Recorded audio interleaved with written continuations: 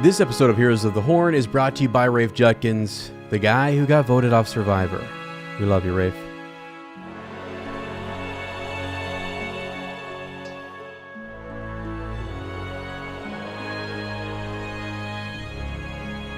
That was the trouble with the best of men.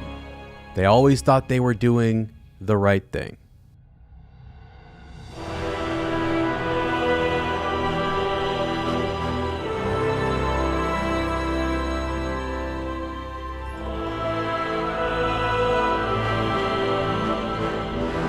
Welcome to Heroes of the Horn, a Wheel of Time podcast. I am Sir Matt. And I am Sir Ezra. Welcome to our Wheel of Time book club. The horn has sounded, and we have answered the call. Today we are covering The Fires of Heaven, Part 2, Chapters 6 through 16. As it is good to be back into Randland, if you will. I know there has been some hot controversy around the Wheel of Time TV show. We got maybe a teaser we weren't supposed to get, and it started all kinds of questions. We've been doubting. We've been questioning. People are split. They're split.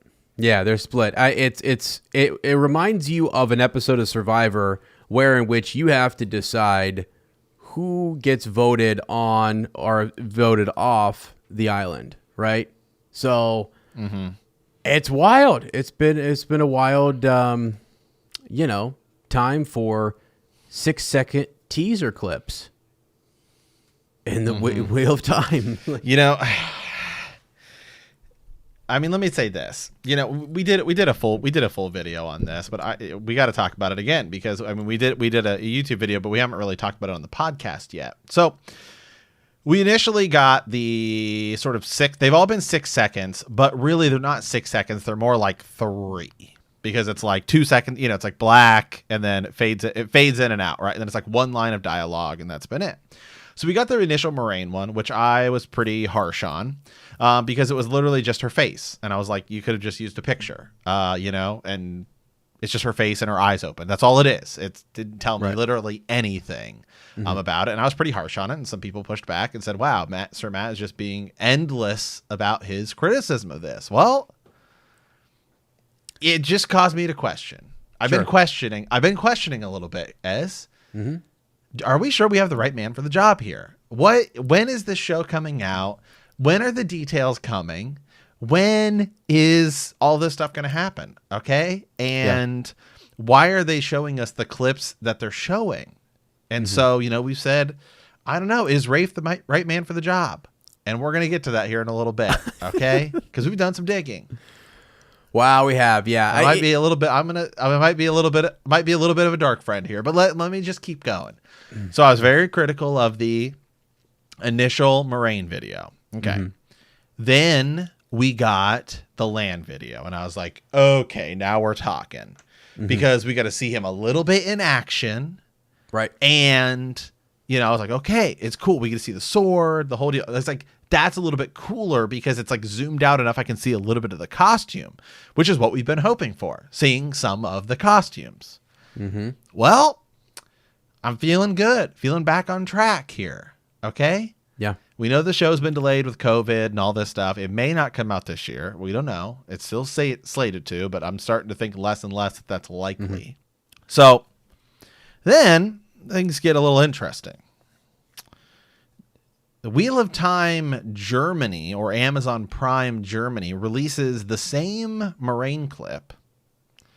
And it's zoomed out, and we can see a little bit more of her costume. There's like a Trolloc in the background. Initially, I'm like, that is exactly what I said I wanted with the initial one. Why didn't they show us that in the first place? Which is still a question. Why didn't they show us that if they had this teaser all ready to go? Because they already confirmed that the line that she says, don't underestimate the women, the power of the women of this tower, is not the line that's used in that scene. That they said that.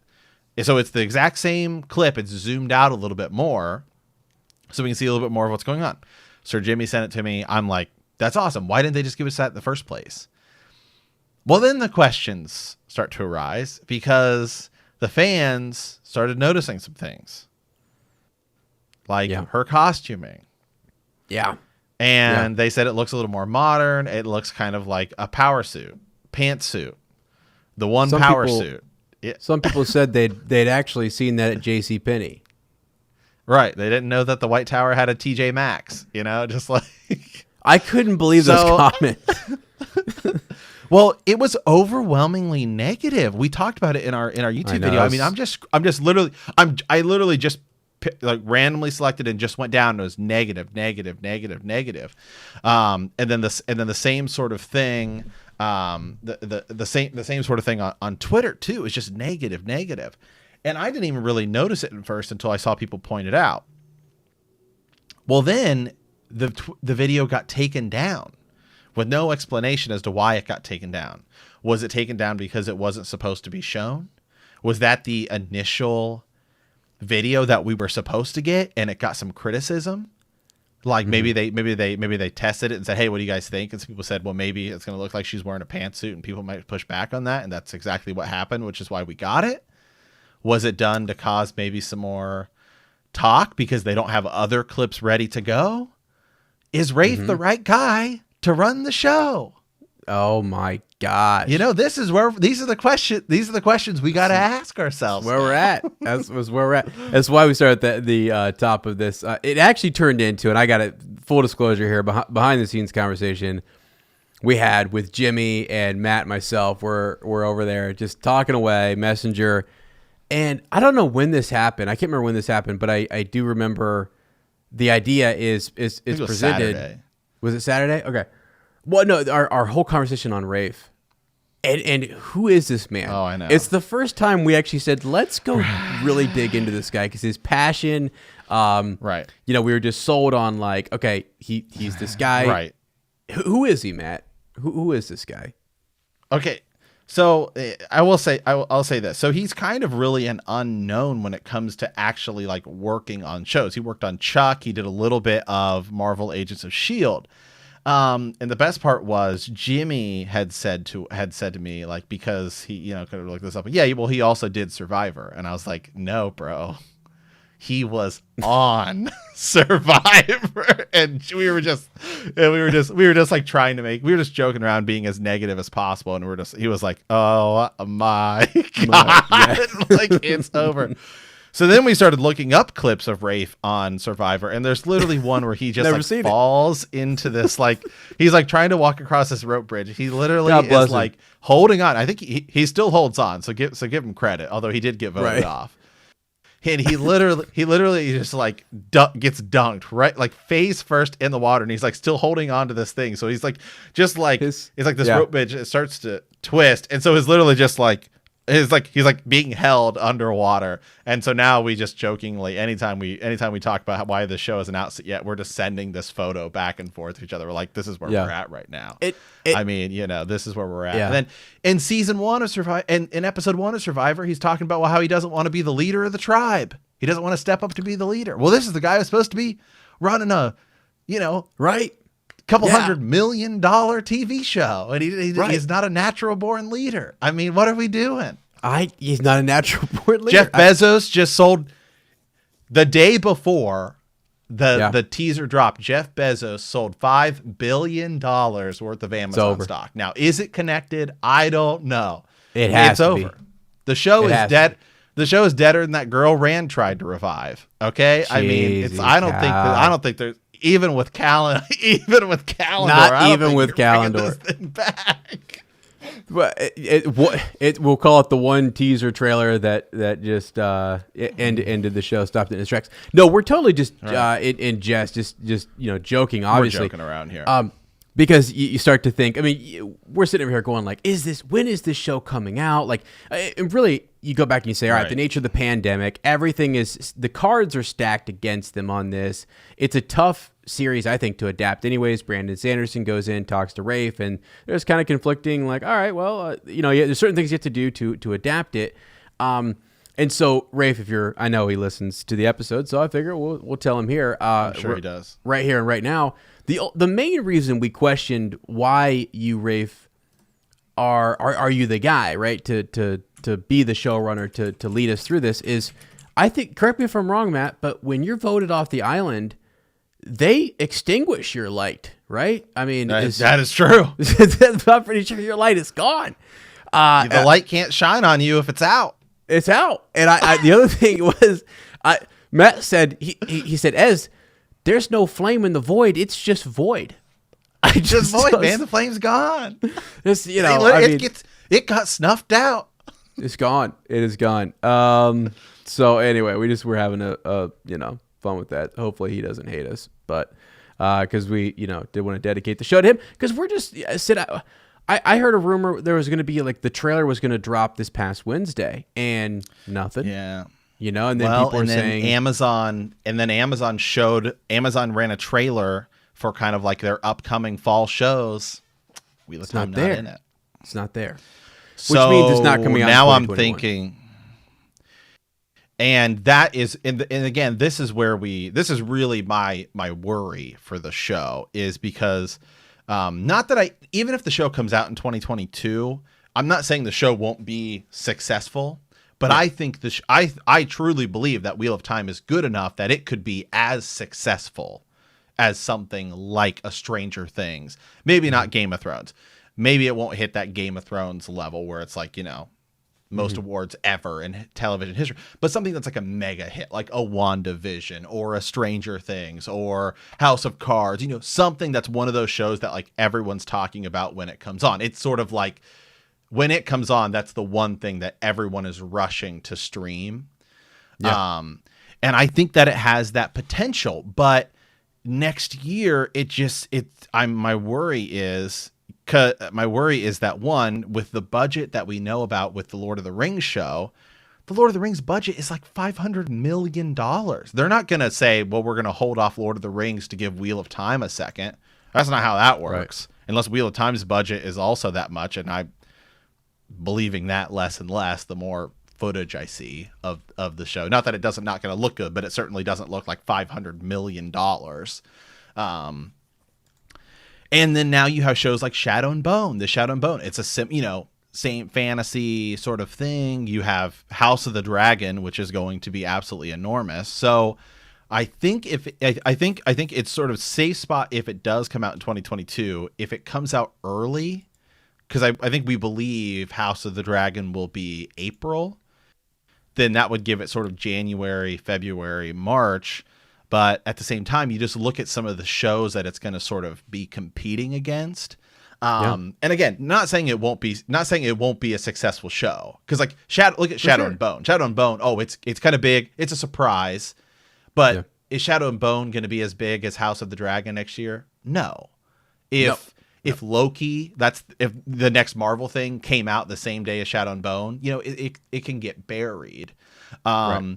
So my worry, though, is even in the beginning of the year, you're going to have like The Mandalorian coming out. You're going to have some of those shows that it's like, that's the thing everyone's rushing to stream.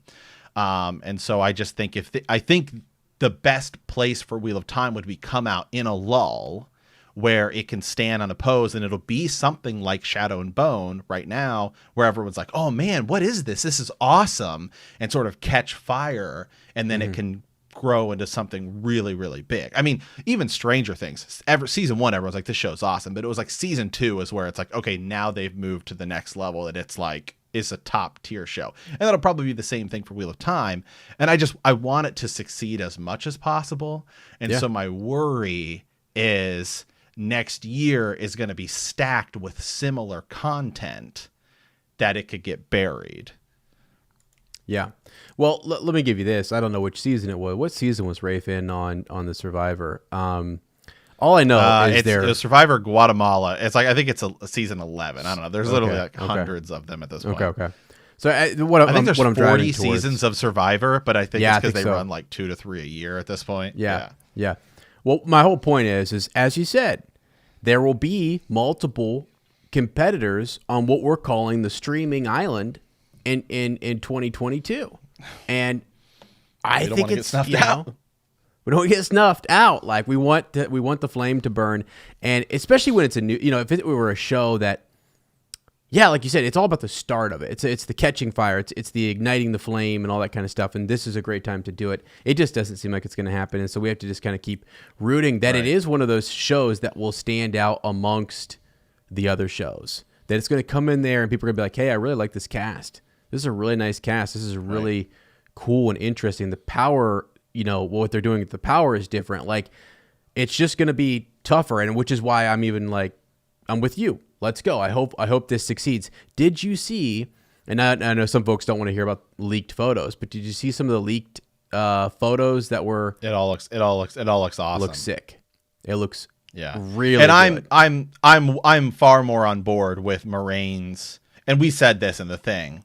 Moraine's suit, by the way, I think is that sort of I think and Wheel of Time is this. I think people, maybe some people, just the way they read it and stuff like that, and when people think about it, Wheel of Time isn't actually medieval. Mm-hmm. It is sort of like that. What is it? I think it's is it Victorian or Elizabethan? That sort of like riding suit, right? Yeah. You know what I mean? I still think she'll have like a cloak that goes over it or whatever. So I don't think and actually, if you look at a lot of the fan art, actually a lot of them are wearing those similar type of outfits. So it was super fun to joke about it and stuff like that. And we were sending the pictures of like Hillary Clinton there was like during the 2016 election, there was all the joke, like there was just like photos of like Hillary like in like rainbow, because she was, she always wore like a different pantsuit. And so it's literally the entire rainbow. And we were joking. We're like, wow, this is totally what the white, the tower is going to look like. All the Ajas assemble, and it's just all different, all these different colors. Pantsuits, like, just like ridiculous. But we were making I was thinking about walking into my high school, and talking to my assistant principal and saying to her, calling her Sadai, because she got her suit on and she's walking around. And I'm like, is she Black Aja? Is she Black Aja? Maybe. It's fun. And I guess my hope is ultimately that it can come out, because timing matters for a lot of shows. I mean, look at, this past year. I mean, do you think Tiger King would have been as successful as it was? I mean, nobody benefited from the COVID pandemic more than that show, right? I mean, it's ridiculous, but it came out at literally like the it was like first week of lockdown, and everyone's like, what am I gonna, it's like we're all scared, far more scared about COVID than certainly we are now, because it was still the unknown, and everyone's losing their jobs, and it was crazy. It was a totally crazy time. And then here Netflix drops this show, like it just happened to be like wild. At the right time, where everyone's like, all right, well, I guess I'm going to watch this thing because everyone's talking about it. Wow, this is crazy. And then it blew up, I think, because of, I think if that had launched like 3 weeks earlier, it just would have been, whatever. But it literally launched like the same week as COVID. And so everyone's like, this is nuts. And that happens a lot. I think that's why Shadow and Bone, right? It was sort of after, the Captain America or Falcon, whatever, Winter Soldier thing, there's no other really fantasy things. So there's nothing ever that's like this is the thing everyone's got to stream. I think that happens a lot. Something just catches fire. And I think that if Wheel of Time does that, it could be huge. Yeah, it could be huge. Yeah, you're right. Timing is everything. And I'm still hopeful. Maybe there's something else going on. I mean, we're talking to Jimmy and it's, are they finishing the last couple episodes? They're still finishing stuff up. I mean, COVID, totally knocked them out of, they couldn't finish the last 2 episodes. So what are you going to do there? I mean, it's tough. I mean, that's not their fault. I still think you could drop a trailer. Yeah, I think they may, but it's like, do you drop a trailer for a show that's coming out in next spring? Is it, I mean, how far away is it? Like, yeah, you can. Yeah, I just think we get teasers. We get 30-second teasers for movies that are coming out like 2 years from now. Yeah, I mean, I don't know. You think a full-on trailer? Like, you think they could just? Well, I think you get a full-on trailer when it's finished, though. They don't really have a finished product. They've only got 6 out of 8 episodes.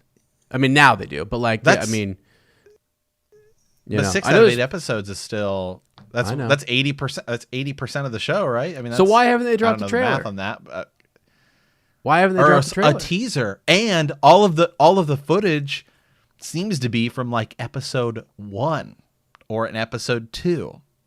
Yeah, Maybe they're not nearly as far along. Maybe it's like, oh, we have most of episodes 6. But you know how they film. So sometimes they'll film stuff in episode 1, stuff in episode 8 at the end because they're in the right spot and it's all going to work. And yeah, maybe they're not actually as far along as we think, and the show isn't coming out until like 2023. I don't know about that. But I think we saw that some commenters people were saying like, hey, take your time, do your thing. I mean, maybe they got to go which back. I'm fine with. Yeah. I just wish we knew.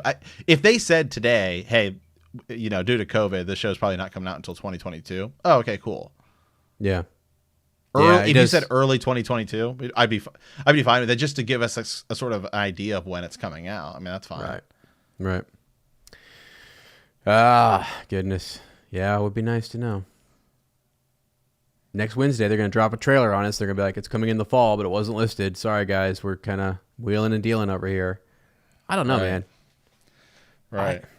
Comic-Con. If we don't see I think what I would do is I would drop a teaser now, relatively soon. And again, it could be like a minute teaser, and it's just, what is this? And then you drop a full trailer at Comic-Con, you know, digitally or whatever. You don't have to go if they're even doing it this year. Because these teasers, have you seen anyone else do 6-second, I mean, by 3-second teasers? I don't really know that I've seen this.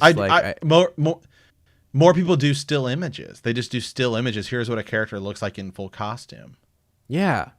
I don't like. Do you remember Justice League? Do you remember when they were first showing stuff like that? They showed like Aquaman. It was just like a black and white photo of Aquaman in like full costume. That was way before we saw anything else. But it was like you get to see the guy in full. I think we saw Wonder Woman in full costume like 2 years before Batman vs Superman came out. Mm-hmm. Yeah. Remember Star Wars: The Force Awakens? We got the little teaser. It was like starts with Finn in the desert, and then it ends with the Claymore saber. It was like 30 seconds, and it was like, whoa. Yeah. Yeah. Well, and the same. So yeah, that's a good point. Also, we just recently House of the Dragon just released some still. I mean, maybe that stuff was leaked, or I don't know what the whole deal was there. Just but straight like, up. That promotion that's a year away, and you kind of watch the way it's being promoted and stuff, and it just feels very different. Now, again, pandemic, all that, we don't know. Matt and I have tons of stuff going on behind the scenes, reshoots. We don't like the costume, whatever. So, who knows what's going on? But I don't know, man. I don't know. God, we don't know. We don't know what their budget is. Too. You have to. Right. But a teaser's kind of easy because it's not like to do a teaser. It's not like you have to go film more stuff. It's literally like, hey, we're gonna take footage we already have. Find a couple clips, throw it together, and here you go. Right. Can we survive this? Can we survive? I don't know, man. Gosh. I don't think so. Rafe lights went out. That's wild. All right. It's wild. All right. Well, let's do this then. Let's dive in. If we can't if we can't get the show, if we can't get trailers and stuff like that, let's get back into a freaking epic, awesome book series. And by the way, we are totally rooting for that show and Rafe, and we want everything to be successful. We're just kind of being, what have you. So here we go, friends. We are into part two. Part two, my friend. Part 2 as chapters 6 through 16. So this actually seems like a lot more chapters considering we did 1 through 5, but I spaced this book out, and it's all roughly about 5 hours of reading time. Sometimes you just get a chapter, it's like 14 minutes. And then sometimes you get a chapter that's an hour and 40 minutes. So just kind of how it all works. So there's a lot more chapters here, but a lot shorter chapters. So chapter 6, Gateways. Chapter 7, A Departure. Chapter 8, Over the Border. Chapter 9, A Signal. Chapter 10, Figs and Mice. Chapter 11, The 9-Horse Hitch. Chapter 12, An Old Pipe. Chapter 13, A Small Room in Syenda. Chapter 14, Meeting. 15, What Can Be Learned in Dreams. And 16, An Unexpected Offer. So, this block of chapters is we kind of jump around a little bit between a few different groups. We're going to start with Rand. So last time you kind of remember, man, it seems like they're kind of pushing Rand and Aviendha together a little bit. Mm-hmm. Yeah, they were. I mean, again, it's the whole people are trying to preserve themselves, and the wise ones are like, hey, we gotta get her in there more. Rand's seeing what to him is like an obvious, they just are spying on me, and they want to know what my move is, what I'm thinking, because the wise ones are still concerned about their people, and they have there's prophecies surrounding the Garkon, and what will he bring destruction to these people? I mean, is he going? Are they gonna? It's a big deal. They're like mounting up and following the Dragon Reborn out of the waste. So chasing after Couladin, and So this is a chapter. You didn't necessarily spoil the chapter for me, but because I was asking you kind of some questions about the power. I think it was in our last book. We were talking a little bit about Balefire. It wasn't in the podcast. You and I were just speaking off the air about this. And this was the chapter I remember you sort of telling me about. Just not necessarily like what the context was surrounding it, but just sort of like how it kind of works. And so it was cool when I got to it, because I was like, oh, okay. And I'm actually glad you gave me that description, because I think it made me appreciate this chapter that much more, because this is the chapter where some Darkhounds show up, and Rand uses Balefire to kill him. Yeah. And Moraine's like, whoa, we got to slow our roll here, man. We got to slow down. Right. Yeah, and shout out to I think it was Lady Heather, who did a little bit of kind of a post on Balefire and just talking about how it works and different things. But yeah, Moraine explains the danger of Balefire, this weave that's used by Rand to destroy the Darkhounds. They're under attack. We'll talk here in a sec about who sent the Darkhounds and who's behind all of this. But Balefire pulls the thread from the pattern. So whatever the creature did till a certain point before it was Balefired ceases to exist. So let me say that again. So whatever the creature did up to a certain point before it was Balefired ceases to exist. So I think she goes on to kind of say, talk about in the War of the Shadow, whole cities were destroyed using this weapon. Kind of both sides, like they realized they could be unraveling the pattern, like they could be undoing things and not even see the ripple effect here, and how undoing one thing can undo this and another thing, and the pattern just becomes unraveled. There's a better, I think Lady Heather, I don't figure where this is from, but like talks about like burning that thread out, and it burning back and things. So, but it's kind of like the butterfly effect. Yeah, I mean, yeah, depending on how much you use this, yeah, both sides basically agreed to kind of, not use it. The weave is forbidden in the tower. Rand has seen Moraine use it once, though. Rand can't promise not to use it again. So we just know that it's dangerous, and I mean, he's not promising her anything. What? I mean, yeah. Well, it just seems like it seems like almost like a nuclear weapon. Like, hey, if you use it, then they start using it, and the next thing you know, the world's destroyed. Yeah. It kind of does feel like that. Yeah, like it's so dangerous that both sides are like, oh no, we're not doing this. Because I think the idea is what happens if you Balefire. Like, okay, there you Balefired a Darkhound, right? Mm-hmm. Which is attacking Matt, and then boom, you can use it, and then it will basically erase them, so Matt was never attacked. Right, it's almost in a way kind of doing some time travel stuff, but I guess the theory comes into it. I'm sure this is discussed, and maybe it happens at some point. What happens if you Balefire somebody whose pattern is relatively important? Yeah, right. That's a good question. And here's the thing: is yes, everything shifts forever, pretty much. Yeah, the pattern has to adjust. It'd have to move to maybe. Different individuals, different priorities, responsibilities. It's not one of those things like it's a real bad thing for it to be completely erased and ripped out away from the pattern, and all of it's Right. And so let's just theoretically here. Let's say that Lanfear. We'll just say somebody bad doing it on somebody good. Let's say Lanfear Balefired Perrin. Like, what would happen? Well, and that actually, so I think, again, let me see if I can find her post real quick, because maybe we should just read it, because it was really good. It talks about basically the intensity of which you use balefire is important. So did you use too much balefire? Okay. There's a level, there's a gauge to it. So like if you use too much, well, it can burn that person's thread back even further. Like all of the actions leading up to that point could be taken away. Let me see if I can find it, because she definitely explains it a lot better than I do, and I really appreciate that. Right, because if you were to say, I don't know that it would kill him, and he's the dragon, so like if you balefire to Randall Thor, who's like ain't gonna happen, and all this stuff, like right. But I'm just saying, in theory, right? Like what would happen? Or even maybe somebody like Moraine, right, who's like very obviously important, has done a lot of things, has probably done a lot of things in past patterns. What would theoretically happen if you did that to somebody like that? Yeah. How far back does it go? Are we talking like ages past? The 6th and 5th and 4th, turnings of the wheel and all of that stuff. Like, what are we talking about here? Because that could cause nations to rise and fall and crumble and never exist, which could cause totally different things. Yeah, for sure. I mean, that's where I was trying to get into, like the intensity of it and how much of it's being used. If it's being misused and it's not understood, it's one of the reasons the tower is basically kind of, outlawed it and everything. So, it could definitely do some major damage.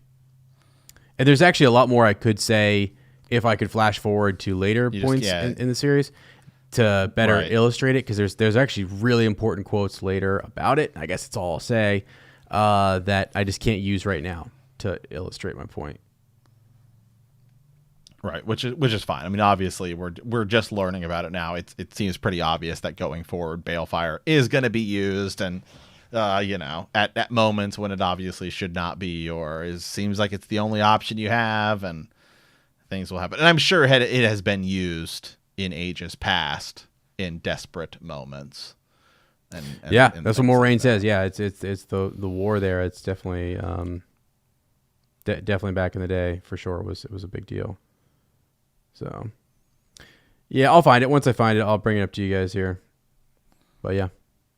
Okay. So going forward, so that's kind of like the first part of this chapter. Then we move into a little bit more. Rand and Moraine are going to have kind of a conversation here. Rand now opens a gateway, something Moraine didn't think he could do. So he's going to check on someone and tells her he'll see her in the morning. Darkhounds had been near Asmodean's quarters.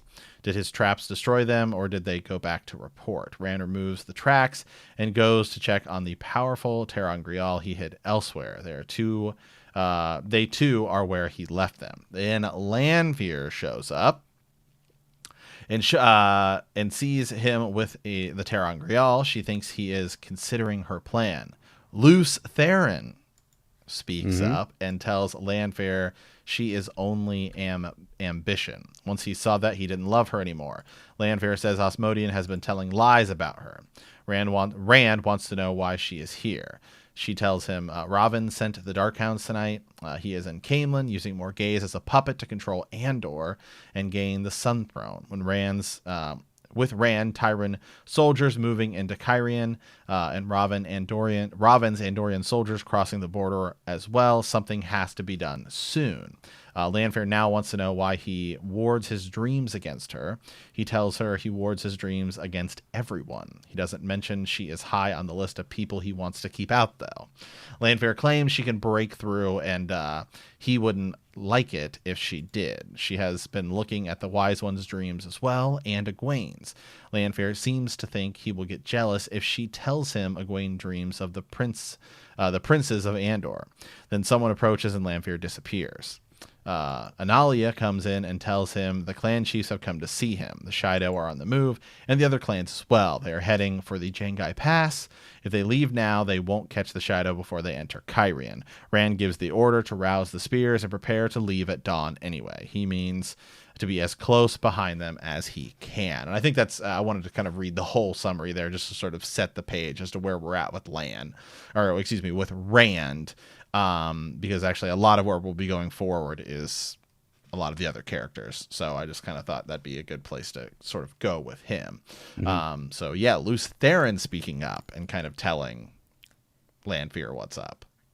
Yeah, that's we get a lot of. Lanfear's big thing, right? It's just we're learning more about her love, her obsession with Luce Theron, and there's been moments where she's had Rand / Luce Theron in a very vulnerable position back in Tyr and other places, and seemingly is trying to help him in some way, and almost seemed to orchestrate giving him Osmodian so that way he could be trained. So she's definitely weaving her own kind of web and net or whatever to use Rand / Luce Theron in whatever way scheme she feels led to. I don't want to say what she's up to right now, but she's up to something. It's pretty clear that she's right. About her own business here. And since there are so many connections to Luce Theron, I did find it. I just want to give I just wanted to give Lady Heather credit for this. So sorry guys, I was searching for this, but okay, yeah, because that's okay. This whole thing does tie back to a different time period. And Balefire is actually really. If we're in part 2 right now, I'll just go ahead and say this, and I don't mean to be spoilerish or whatever, or be hinting one way or the other. No, absolutely. Yeah, I wouldn't stop here if it weren't actually kind of important. So, Heather said when I brought this up in the Shadow Rising, that Sir Matt and Sir Ezra talked about Balefire a little bit. I thought that I would work to clarify a few things about Balefire here. So there are a few spoilers in this post, but they're further on down. And I'll skip. I won't. When I get to those, I won't read those. Okay. So first, let me explain. Okay. That the wheel weaves us all into the pattern. Our lives are the threads in this great, this great weaving, right? In the normal course of our lives, our thread is cut at a particular time as the wheel decides it should be. Think of a pair of scissors snipping a clean cut through a thread. Balefire burns through the thread instead.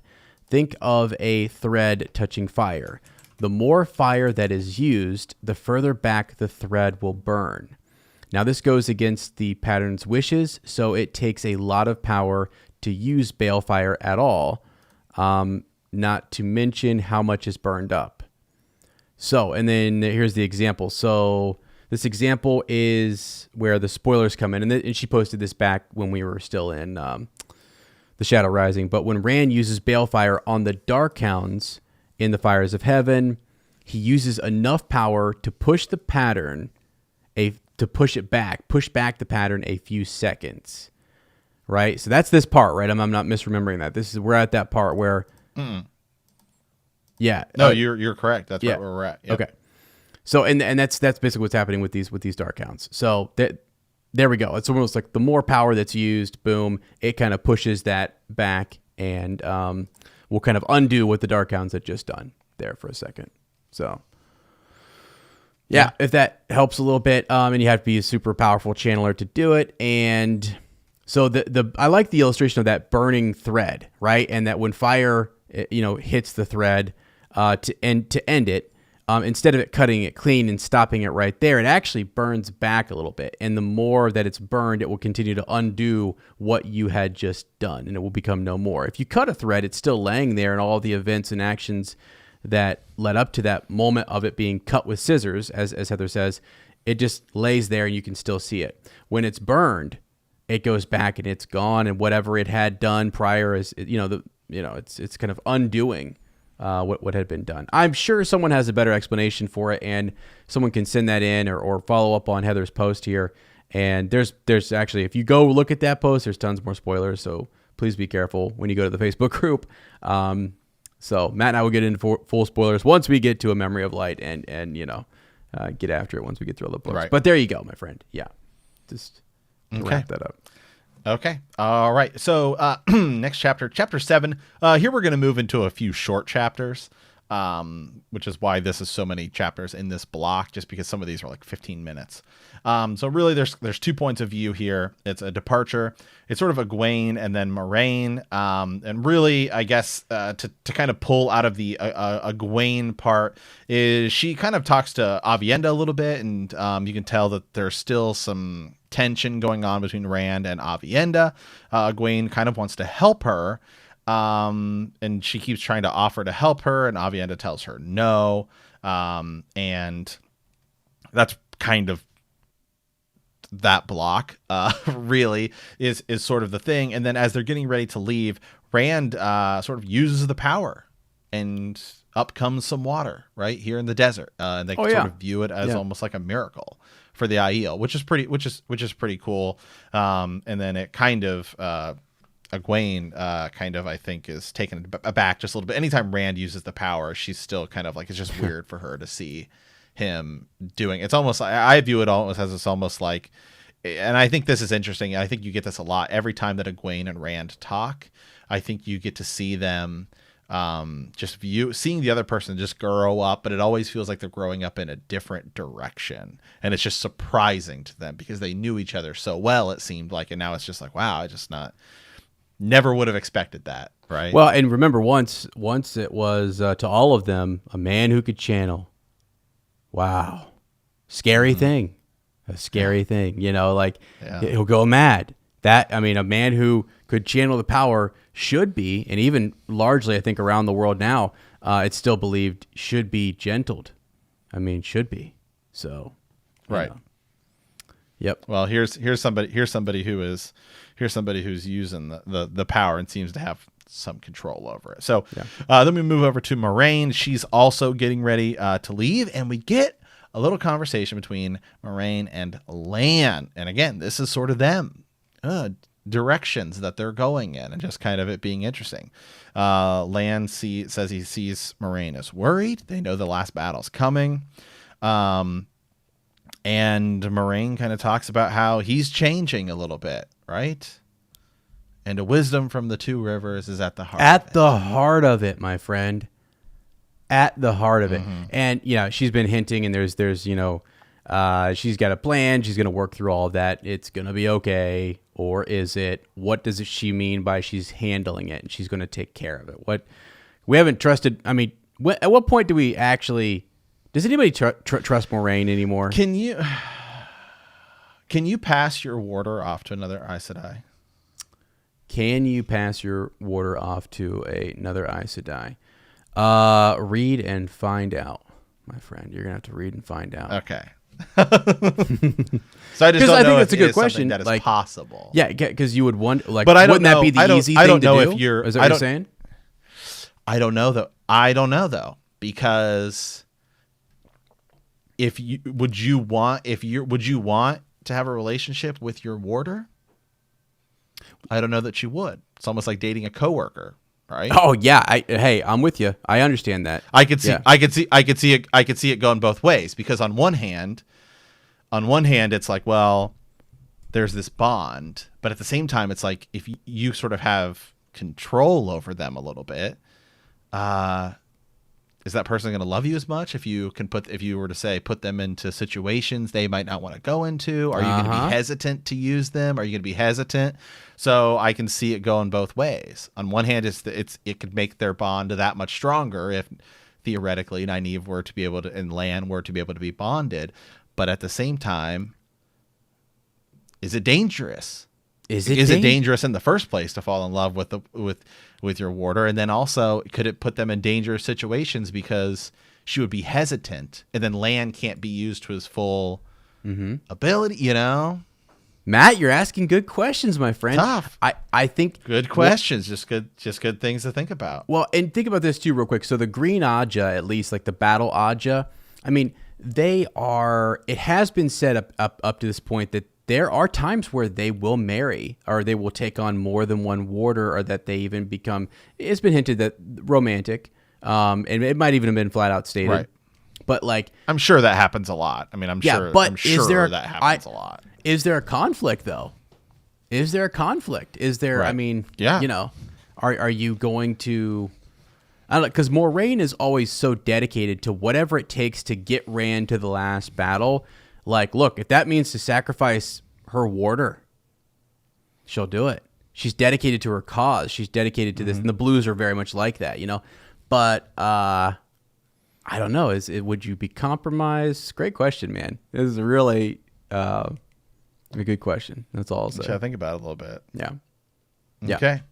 All right here. So next chapter 8, Over the Border. So now we're going to shift. We're going to go to Nynaeve, Elaine, Tom, Julian, and a group of White Cloaks, which is actually a lot of the chapters coming as we're going sort of back to Tom and Elaine. And really, I guess to just give you a big sort of what we're going to be talking about. And I'm a little bit ahead too of this block of chapters. Man, there's a lot of this, like, what's going on with you and Tom? Nynaeve, oh my God, yeah. Well, something's up between you and Tom, and it's, well, and then it'll finally come out that, well, I kind of view him like a father figure a little bit. Mm-hmm. Yeah, they bicker a little bit here about behavior and what you should do. I think Nynaeve she's the wisdom, right? And she's always been kind of in charge, but like Elaine is growing up. Egwene is growing up, and she, as much as she's nitpicking them about a certain few things, they're also looking at her saying, hey, in this batch of chapters, Nynaeve, they drink that tea, right? And she's kind of like captured for a hot second. That whole situation happens, and she doesn't want to admit it. Yeah.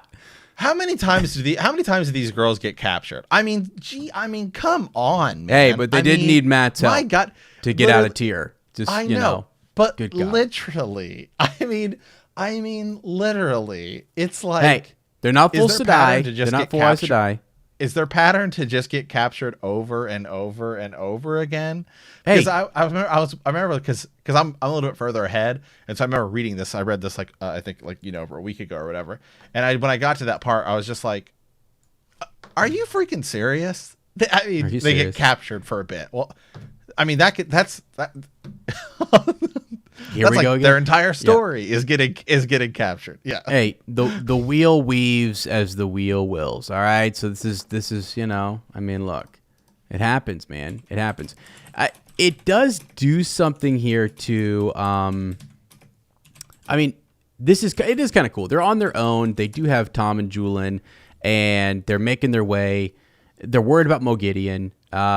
They're trying to get like reunited with the White Tower. They're trying to get back, and they've sought out. They're still tracking some of the Black Aja. They've got intel on that. They've had their encounter. So now it's just sort of like let's get back. And Nynaeve believes that she's seen like the ears and eyes kind of the yellow Aja. She's seen a symbol for that. Goes in here, and yeah, man, they're drugged. They're given. I forget what the tea is called. I'm sure someone's screaming at their podcast device right now. It's a special tea though. Well, I just did a search. Okay. Yeah.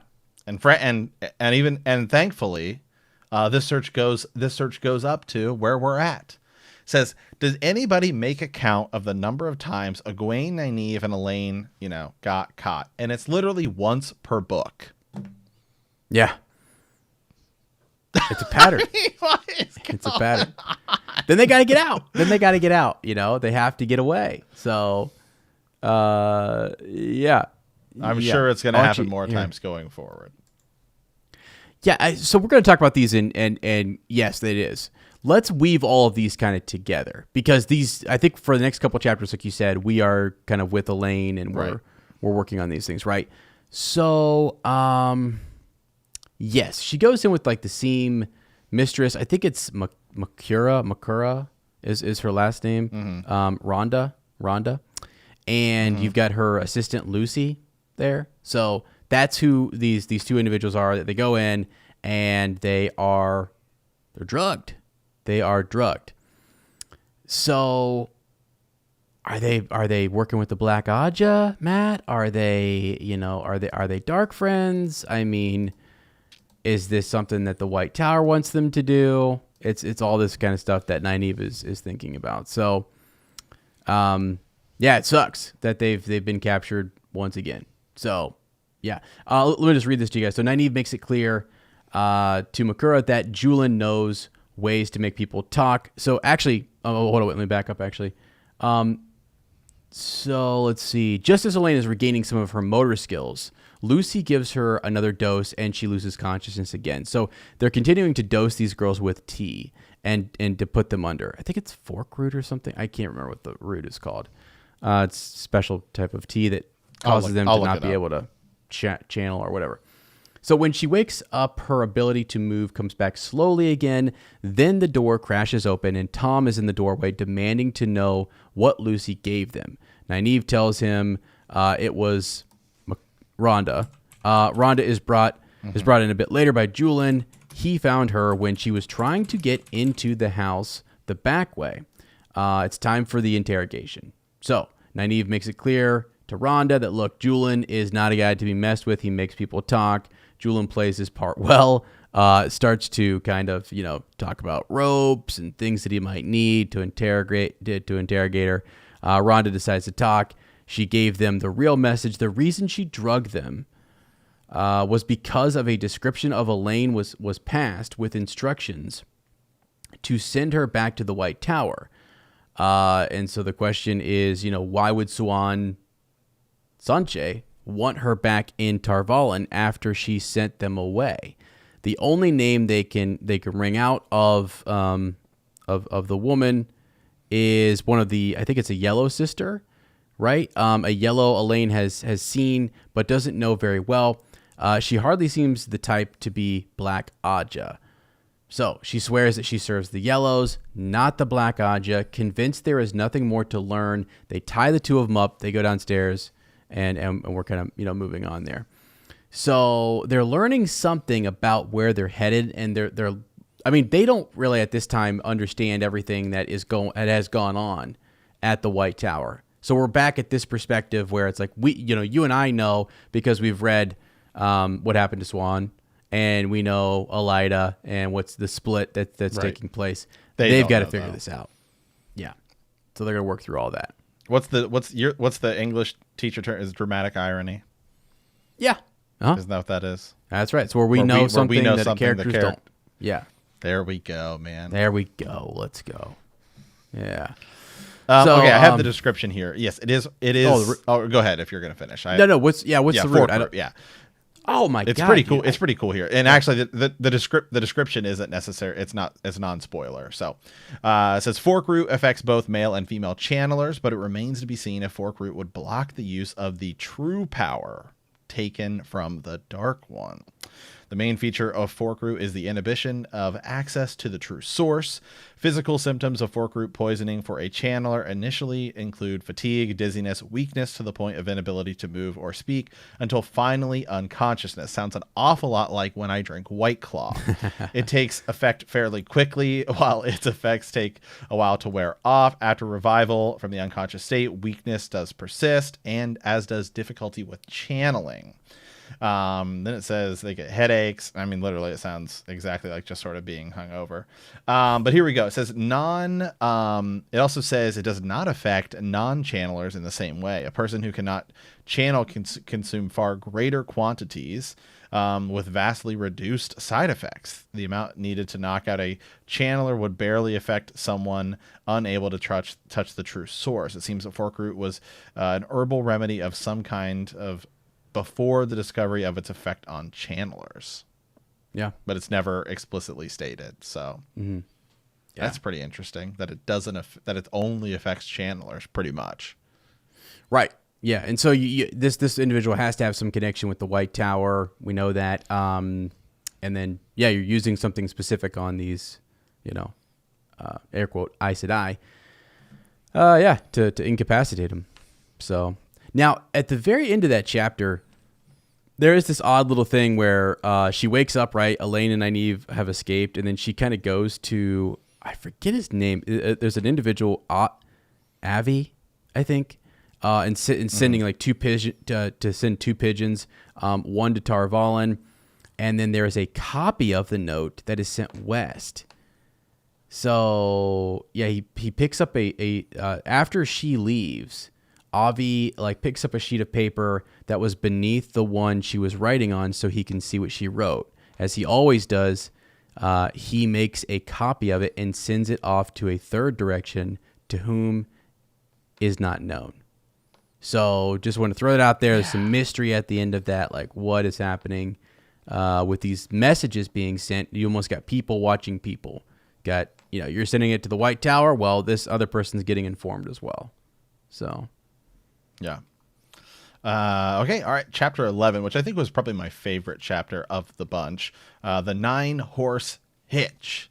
So we're moving back to Siuan, Leanne, Min, and Logain, right? So this is the chapter, and again, we're assuming everyone has sort of read these chapters, I think, as we go through them. So if we don't necessarily cover everything, that's sort of why. This is the chapter where Siuan pretends to sort of, we're gonna go talk to Mistress Tharn, right? Who kind of runs this like inn, and she's looking for talents, and Siuan goes, and she's like, oh, I can sing this song, and they're sort of playing it up, and then they go into a back room and start to talk about some other things. But I just found that I found this like it's a funny sort of world building, getting to know some of these characters, especially Siuan and Logain and stuff like that a little bit more, because we really haven't had a lot. We're just sort of beginning to learn more about them than just this sort of, especially Siuan. Then we viewed her before as just she's like the seat, the arm, she's the head of the White Tower and all of this stuff. And so now we're getting to learn a little bit more about her as a person, and so I really appreciated this chapter for that.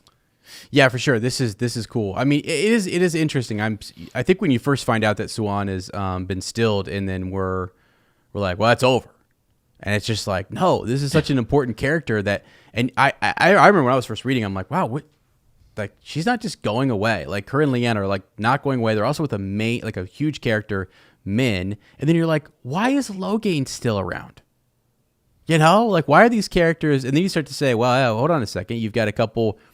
They're all. What do they have in common? You start to say, okay, they're gentled or stilled, and then there's Min who can see symbols around them. It's a really interesting group to follow, and we don't get a lot. We're bouncing around between leaving Tenchico, and we're over in the Waste with Rand, and then we're here in Lugard with Min and Siuan and Leanne and Logain, and it is really interesting. Also, it is neat to kind of see some of the White Tower dealings, and the eyes and ears and the spy network and who was in charge of that. How do you find this other group of individuals like the Blues, like mainly the Blue Aja, who are didn't agree with the what Elida did, or maybe didn't agree with the stilling of Siuan, but now they're kind of regrouping in Salidar. Like the name is given, right? Salidara, is that I think how you say it? Maybe. Do you remember from the audio? But yeah, it's a name that's dropped where which she knows the name, but I mean it's spelled Salliedare, but it sounds like Sally, Sallydara, like if you were Salidara, yeah. So that's important, and we'll kind of follow that here in just a bit. And then you flash over to Min, kind of watching Logain and Leanne, and Logain is disgruntled while the men were hanging around Leanne. Leanne's totally shifted into someone who she's using kind of her, like, basically she's reverting back to some of the stuff she learned from her mother and her Damani wiles, if you will. Like she's seducing men and those feminine wiles, man. Sometimes you just gotta use them. Guys, we're just telling you what the book says. I mean, that's what it says. So do they work? I don't know. They because I mean the whole thing is they're also here at a place where they're getting cat calls, they're getting whistled at. There's tons of stuff going on, and it's just it's interesting. Okay, so let's. Anything else on that one? I think we're okay. We're probably good. Nope. Yeah. No, we can move. It was just I enjoyed that chapter. I think just because it's funny. The conversation between Siuan and it was just sort of it was a nice change of pace from where we had been. Right. By the way, also this whole block, and we finish up to chapter 16. The one time I've actually started to become excited. Where's Perrin? No Perrin. Oh man. I mean, is this the No Perrin book? I mean, come on, jeez. Perrin's you gotta hang in there. Finally get excited about Perrin. finally get excited about Perrin in the last book, and now it's like we haven't even seen him. I'm waiting for it, but you gotta wait. You gotta wait. Not, you gotta hang in there. Not today, unfortunately. So okay. So chapter 12 in Old Pipe. Garth Bryn, Joni, and Barham. So Garth Bryn rides into Lugard, where Barham reports that Suan and the others had left the day before. Barham says that the Domani girl kicked up a fuss in the 9-horse hitch, but it settled down. He also reported that a fellow with shoulders was with them, and concludes that it is Dallin or Logain. He also tells Garth that the White Cloaks are in town, but Garth says that they are not to worry about the White Cloaks anymore. Joni says that he spoke to 2 merchants' guards who had seen Mara in the Good Night Ride. He concludes that by asking for a job there, she was trying to get away from Dallin. Gareth finds it interesting that Joni holds no animosity towards these women, despite his lump. Byram speculates that they are headed into Gillidan, Altara, or Amadisia. So they're on the run, and Garth and these guys are looking for them. Yeah. Yeah, that's really it. I mean, the big thing I think to take away too, and as we'll just go ahead and shift into the next chapter too, which is 13. There's more and more you're hearing about a growing number of White Cloak sightings. Okay, so I think that's important. I mean, it's something that we've just mentioned, but like over and over, you kind of keep seeing that there are more White Cloaks, and I think this is the chapter where they stop at the light of truth. Apparently, an inn the White Cloaks frequent. Makes sense. The light of truth, my friend. Sounds like a good place to go. There right? we go. Yeah, so this is they get to, so our group, we're back again with Elaine, Nynaeve, Tom, Julian, and Vale and Luca. By the way, this is where they come across this kind of circus, menagerie or whatever situation, and they're tipping. This guy randomly just comes across, they come across this group, and Nynaeve's really stingy with her money, and this is one of those, Elaine and her kind of get into a back and forth about should you have tipped him more, should you have given him more, and, I don't know. It's just, there's a lot of bickering between those two and a lot of still trying to figure each other out, but also a lot of respect for one another. So, yeah, I don't know. Yeah, that's where we're at. But there's more. They do eventually stop at this light of truth in where the White Cloaks are at. They take a room. Tom and Julian have to sleep in the barn. The 2 men decide to see what they can learn in the common room and around town. Nynaeve warns them not to disturb them for anything less than Trollocs. And they are still planning to meet with like Egwene, right? They want to take the ring. They want to go to the dream world, and there they have a designated kind of meeting place and time with Egwene, who is sneaking around in the dream world. She's not supposed to be doing this, and she goes in there with kind of escorts, but she's still doing some lingering around. So that's actually in the next chapter. Yeah, so the next chapter, A Small Room in Sayenda. This is cool, too, because this is where we start to see a little bit of, we're back with Elaine, Nynaeve, as they're riding across the countryside of Amadisia. They're making their way back to Tarvalon, and this is when we're starting to talk a little bit more, it says Nynaeve declares that she will behave as though the Black Aja has control of the tower until they receive news to the contrary. Oh yeah, okay. Because remember, they obviously weren't there. Yeah. They were out when all that stuff happened. Yeah. Gotcha. Yes, and I forgot this. That is a part. I was just in that chapter too. Yeah, that is because they received the message. Yes. Yeah, and it's like they're kind of flying blind here, and you got to figure out like what do we do? Like you're getting bits and pieces of knowledge about Tarvalon, things that happened there. Why are we being recalled? Yet Suan sent us away. This lady drugged us. Things seem a little fishy. And so, yeah, they're calling all of that into question. And you're right. Nynaeve is deciding, I don't know that I'm going to pretend like the Black Aja is in control here. And we're outnumbered. We gotta fend for ourselves. We got to do our own thing. And yeah, so yeah, they do have that conversation. That's a big one, right? That's right before they come across the traveling circus and things. Yeah, right. And then they go. You're right. They stop the light of truth, where the light quote white cloaks frequent. And then she goes in to sort of the dream world, right? Or well, and then it's Nynaeve's turn with the ring, right? Right. Yeah. So. Right. Yeah, and that gets us now to our meeting. To the next chapter. Yeah, meeting. Yeah. So Nynaeve appears in Teleron Riyadh in the heart of the stone. She calls for Birgitte, who soon comes. Nynaeve asks if Gai'don, who makes her quite nervous, is around. Birgitte, or Birgitte, I think some people go back and forth on it, replies that she throw out believes Birgitte that, too, okay? Birgitte. A lot of people say it differently, right? For me, it's Birgitte. Birgitte Silverbow is how I would preferably say it, but the show's probably going to come out and change it, and well, I'll have to. Yeah. So Birgitte tells her that her time is quite different in Teleron Riyadh than in the real world, and it could be years before she was born again, while only weeks or months in Teleron Riyadh. Nynaeve then questions her about the Forsaken, Lanfear, Ravian, Samael, Grendel, Demandrian, and Semirhage have all been seen by Birgitte. Nynaeve is worried about Birgitte being seen, but she shrugs it off and says that each of the Forsaken has been stalking the others unseen. Nynaeve thinks they're all plotting, but Birgitte does not know what they are up to, but that their work has never boded well for the world, waking or dreaming. Nynaeve wants her to continue to try to find out what they're up to, but take no risks. She then asks if she's seen Moghedien, and Birgitte has not. The archer reminds Nynaeve that Moghedien was not called the Spider for no reason. So then Birgitte turns to leave, and Nynaeve asks her to let her tell Egwene and the Wise Ones about Birgitte. Birgitte refuses and disappears. Yep. Nynaeve is trying on dresses.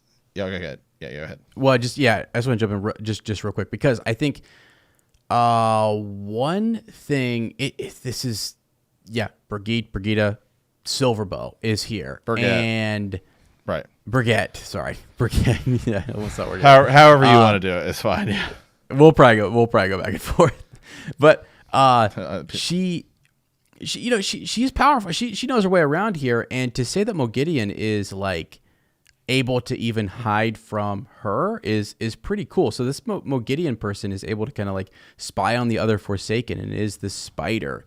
And you had some pretty significant individuals mentioned there. Like these Forsaken are plotting and working and spying on one another. It's a dangerous freaking place to be, man.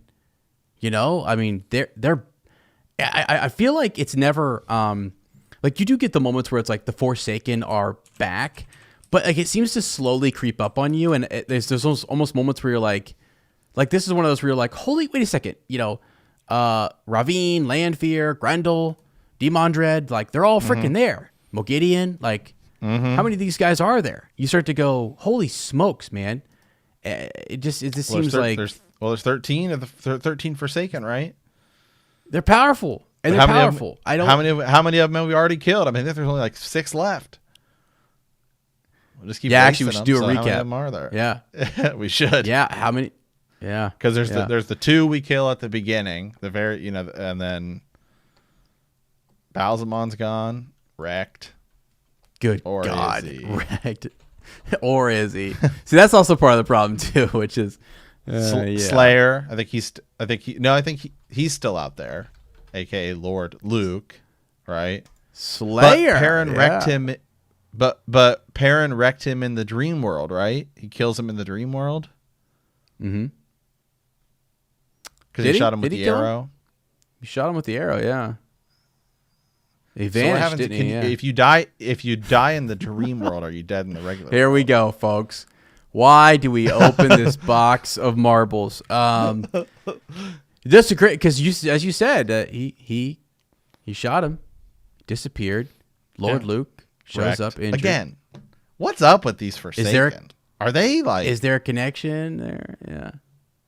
Are they that good? I mean, so I don't know. There's still a handful left. So yeah. Anyway. So back to where we were. So Nynaeve is about to meet Egwene. Nynaeve's trying on dresses when Egwene comes upon her, which also that happens a lot.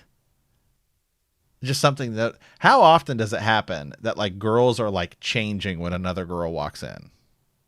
Oh yeah, all on the ship, Yeah, all the time. All the time. Yeah. It's just like, okay, well, Robert Jordan. just something I've noticed. Anyway, yeah. Anywho, Nynaeve, Egwene shows up. Nynaeve immediately asks, "How's Lan doing?" Egwene assures her he's fine. Nynaeve informs Egwene that they've reached Amadisia and about their encounter with Rhonda Makura, and she leaves out the fact that Mistress Makura succeeded in capturing them. She insists claims that she was able to identify the fork route immediately. Egwene then gives her news from her side of the Dragon Wall, Couladin crossing the spine of the world, and Rand eager to follow him. She tells him about she tells Nynaeve that Moraine obeys Rand, which shocks Nynaeve, and she finds herself agreeing with Moraine that men have no business ordering Aes Sedai. Well, then, Nynaeve is what I have to say about that. He's not an ordinary man, okay? He's the dragon. Let's go. Reborn. Yeah, I like to call him Lord Dragon. Go ahead. Okay? Yeah. He who comes with the dawn. There we go. Okay? Give him all his titles. Now, it's not any man. It's not any man, but this is exactly why Tom says, whoa, the Aes Sedai think they're all high and above everybody. Yeah. I don't trust them. Something I still fishy. don't trust the Aes Sedai. Well, look at what's going on. Something's fishy. Look what we've said this whole time, right? I mean, this is supposed to be one of the most powerful places, like the White Tower, that whole thing. What's going on there? You've got gray men walking through the halls, assassins. The Black Aja actually does exist, and we've been chasing them, and they've been there. Who else is Black Aja? You know what I mean? How many dark friends do we have in that tower? I don't trust any of them. You know, and they can channel. But we're gonna gentle any man. Oh, and then who can, as soon as a man gets power, as well, we got to go shut him down. Okay, well, Rand al'Thor is the Dragon Reborn, and the last time I checked, it says that he is the one that's supposed to fight in the last battle, not all these Aes Sedai. Nobody else is guaranteed, are they? There's no prophecy saying that anybody else is gonna be there. If is it the dragon that's supposed to take on the Dark One, or is it the Aes Sedai? Okay, because the Aes Sedai have been a huge organization for a long time. You know what Aes Sedai rhymes with?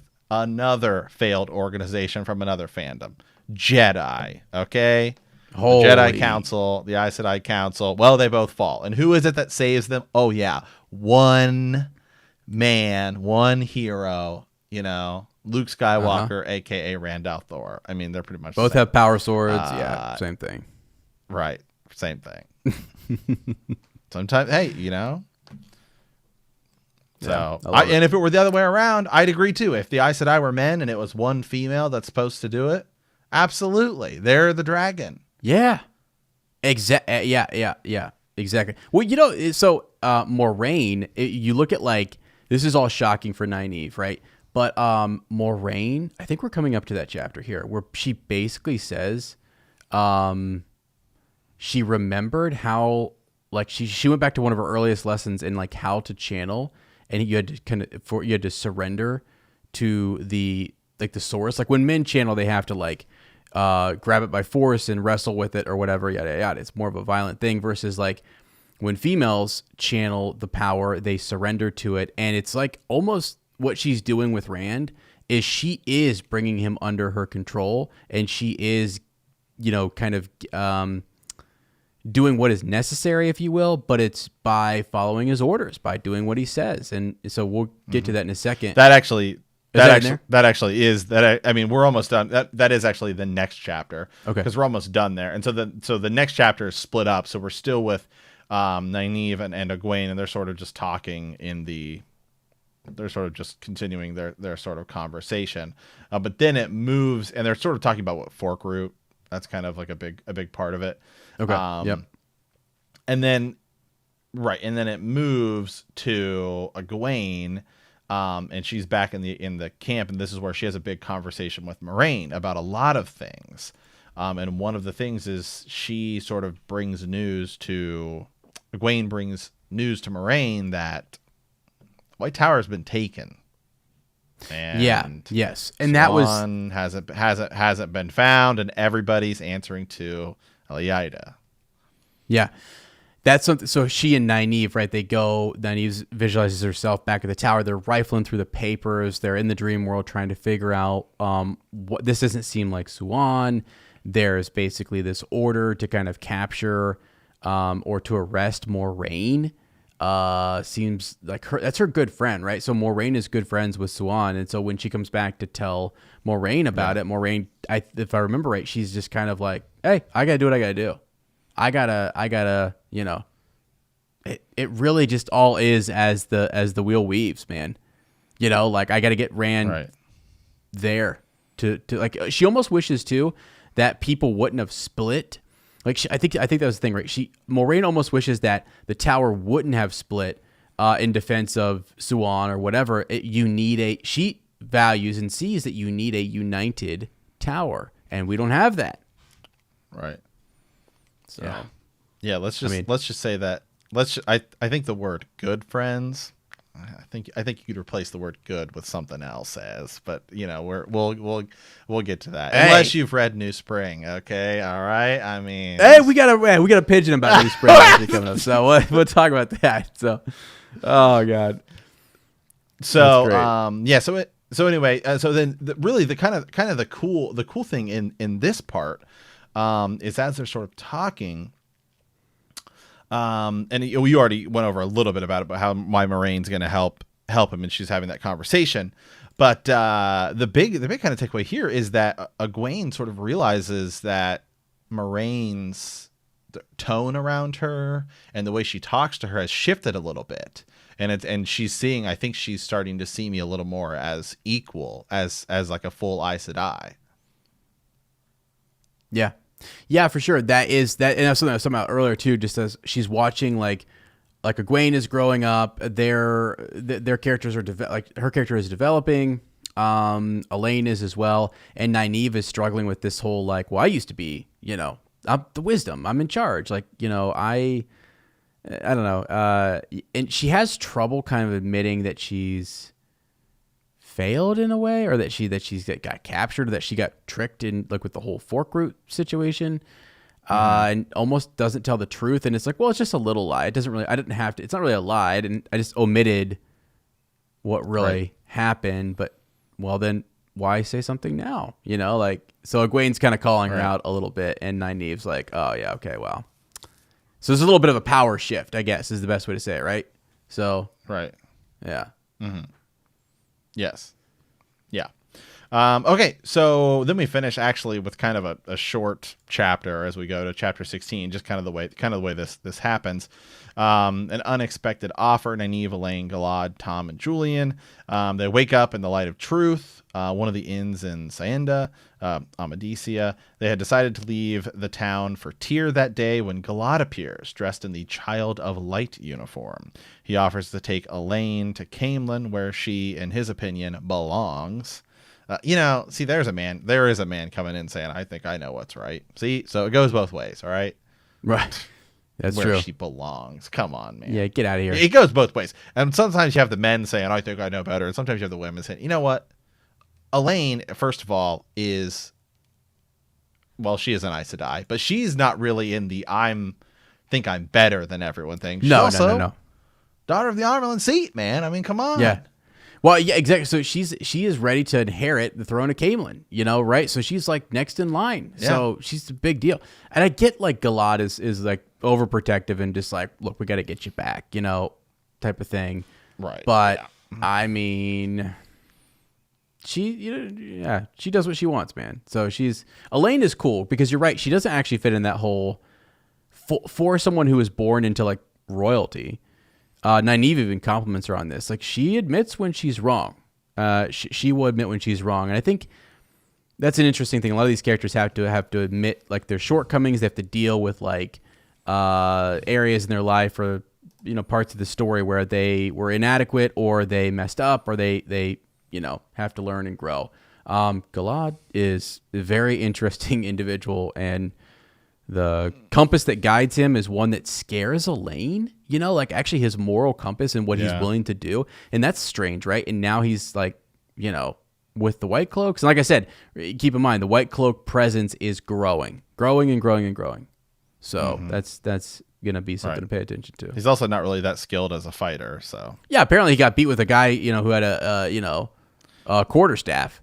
So Matt was in like a coma. Matt's basically in like some sort of like weird sick, and God, we're just dissing he's basically like at 10%. He's at 10%. He comes out and is like, I got this, and just wrecks him. Right. So I mean, both. Yeah. I mean, yeah. So either Matt's that good, or Galad's that bad. Right. Yeah. Or maybe just underestimated him. You literally underestimated his power. His one power. Whoa. Matt's got the one power. Yeah, no, that was a great fight. And it's a good point. Yeah, well, I think they all kind of do a little bit, Yeah, they do. Ta'veren, baby. Ta'veren. So yeah, but it's kind of like the Force in a way. Really, it's like even though you can't channel, if you're Ta'veren, seems like the one power is involved. Yeah, some strange stuff goes on around Matt. Is it? I mean, is the Ta'veren? So is like. I guess that's it. If you're Ta'veren, is it the one power that influences? Because does the one power drive the wheel? Yeah. I mean, you could say that's all kind. Yeah, exactly. It's all driven by that power. Can you tap into it and channel it? Is the difference between like being a channeler, and then these guys are spun out by the pattern to be Ta'veren, which they draw. They're strong. I call them like strong threads that pull other threads to them as need be. So, yeah. I mean, so ultimately you can trace it in back like Star Wars, in like the power. Right. So like in Star Wars, I guess this is an easy sort of comparison. It's like just because you're not a Jedi does not mean that the Force. Oh yeah. Guy will spin you in a certain way. Yeah, this Maxi Big is the Force. You know what I mean? It's so yeah. And that I think you think about there's a reverence for the power and what it does and how it kind of moves individuals or moves the wheel of time and how it moves and how the pattern is kind of spun out from that. It's all connected. Whether it is almost a close. Like using Jedi and the Force is not that far off, really, because Force sensitive, not Force sensitive, but really everyone, like the Force is what, the in between, right? The connecting of particles and pieces of everything. It's there. Whether you're tapped into it and using it to move rocks, is the thing that we sometimes look at. Like, well, are you a channeler or are you not a channeler? But yeah, right. These individuals are born. Actually, one thing we don't really bring up a whole lot is there are some individuals who they can be taught, or like if they're not found, like that spark that's in them or that ability to channel. I mean, maybe they went to the tower and it wasn't enough. Like there's all sorts of varying levels of people who are connected. Well, I'm like the wisdoms. I mean, so like had Nynaeve never gone on to become an Aes Sedai, she would still have the power, and I guess technically that is sort of channeling. Yeah, but I guess you take somebody who, it's somebody who's just like a farmer that's going to live and die, and they are not necessarily that important in the thread. But somebody that is important in the thread, the one power is ultimately deciding that their path is going to be specific and go a certain way. So it's still gonna. Yeah, you're right. Still guided by the power. There is some guidance, and like the predetermining sort of with Ta'veren, and like they are set on this course, and people will kind of be pulled in around them, flock to them, and they can shift things and do things. Yeah, crazy stuff happens when they go to cities and everyone's getting married, and when Matt gambles, he wins. I mean, how is that not a power? Right. Yeah, exactly. Yeah, the luck. Yeah. Here's my thing. I've been thinking about this as I get older and older. Why has a Ta'veren not walked through my town? You know what I mean? Still single over here. I could be married with. Where's my Ta'veren walking through my city? I'm just kidding. Wow. I think some people in our world are Ta'veren, right? Good and bad. I think throughout history, you look at people, it's like I'm a history major, so I do think it's interesting. I find a lot of people, whether they're good or bad throughout history, just incredibly interesting when you just think about and sometimes I use the word impressive because like even the bad people throughout history, you're still like, how did this person rise to this power? Yeah. How did they rise to this sphere of influence? Like, I'll throw it out there. I know it's kind of crazy, but like Hitler, how, like, you're talking about a guy that's like a painter and sort of a loser and goes on to become arguably like the most influential person. I mean, Yeah. 500 years from now, they'll still be talking about like Hitler as this ultimate evil guy. How did that guy do it? You know what I mean? Like, it's crazy to think about. Oh yeah. Like, Yeah. I do wonder what you look Robert at other Jordan. people, where he drew inspiration, and he just looks at, and you look at good people like Gandhi, stuff like that throughout history. It's like just crazy to think that that person's path took them down that road, and that's what they did. And you think about the simplicity of these guys being just from the two rivers, and they're just chosen individuals who go on to this, from what we've seen so far, pretty great feats, And I think if you were a student of history, you look at it and you say, this guy came from nothing. Like, who is this guy? Right? And I think maybe all of, like, I don't know, he wasn't born into royalty, wasn't born into, like, when you see those situations, you go, there's something else going on there. I don't know. Or is there? I mean, I think if you're trying to, think about it in terms of, I don't know, the spirit or spirituality or just what moves the universe type of thing, it's a cool thing to think about. So, yeah. Okay.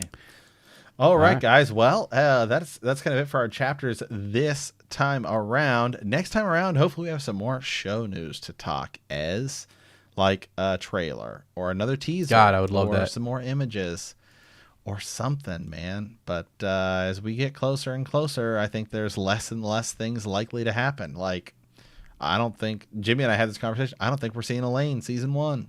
Don't think it's going to happen. Yeah. At this point now.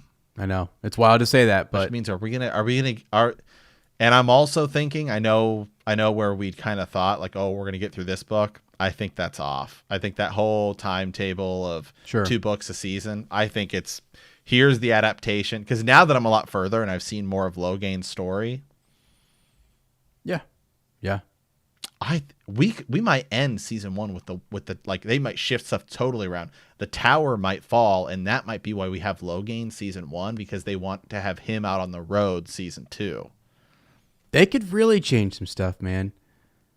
I mean, what if really they change some stuff? And then maybe right now, maybe they all come together. And so season 2 ends with like the horn sounding. And we've talked about this, like maybe the horn will sound at Tyr, right? And so you combine like the calendar and you combine some events and just make it that much more epic, but it's still sort of the same thing. It's just at Tyr where it happens, like, when he gets calendar, as opposed to, where does it happen in the Great Hunt?